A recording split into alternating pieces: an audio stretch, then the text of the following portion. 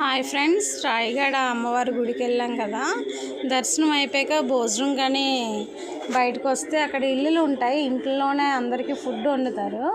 మనిషికి ఇంత అమౌంట్ అని ఉంటుంది. మనము చికెను అది కొనేసి ఇచ్చేస్తే వాళ్ళే మనకి కర్రీ, రైస్, రసం వండేసి ఇస్తారు. చూడండి ఇల్లంతా ఎలాగుందో, వీళ్ళే వండిన వాళ్ళు. ఆ కుక్కర్లో మాత్రం చికెన్ వండేస్తున్నారు.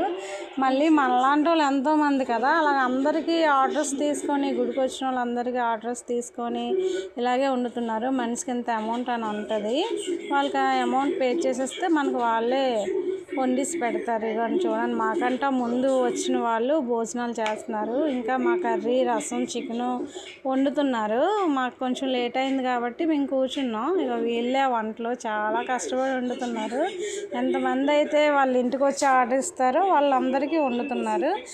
ఈ ఒక్క ఇల్లనే కాదు, ఆ చుట్టుపక్కల ఉన్న ఇల్లులంతా అంతే. గుడికి చాలామంది వస్తారు కదా, అందరికీ అలాగే వాళ్ళ దగ్గరికి వెళ్ళి బుక్ చేసుకొని ఇంతమందికని అమౌంట్ మాట్లాడుకొని చక్కగా వచ్చిన వాళ్ళకి వండేసి పెడుతున్నారు.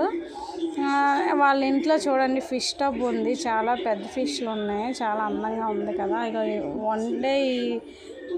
వండే ఇల్లు మాత్రం ఇదే. చూడండి గ్యాస్ రేట్లు పెరిగాయి కదా, కర్రల పొయ్యి మీద రైస్ అవన్నీ వండుతున్నారు.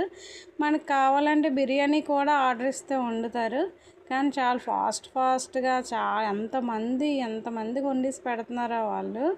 ఇక చూడండి కిచెన్ రూమ్ అయితే ఎలా ఉందో. ఎక్కడ పడితే అక్కడ సామాన్లు అంటే చాలామందికి వండాలి కదా, అందుకని మేమైతే మా ఫుడ్ కోసం వెయిట్ చేస్తున్నాం. మా పిల్లలు మేము బయట చాలా ఎండగా ఉంది కదా, అందుకని లోపలికి వచ్చి కూర్చున్నాం. ఫ్యాను అవన్నీ ఉన్నాయి. బాగా రిసీవ్ కూడా చేసుకుంటున్నారు, కానీ బయట చాలా ఎండగా ఉంది.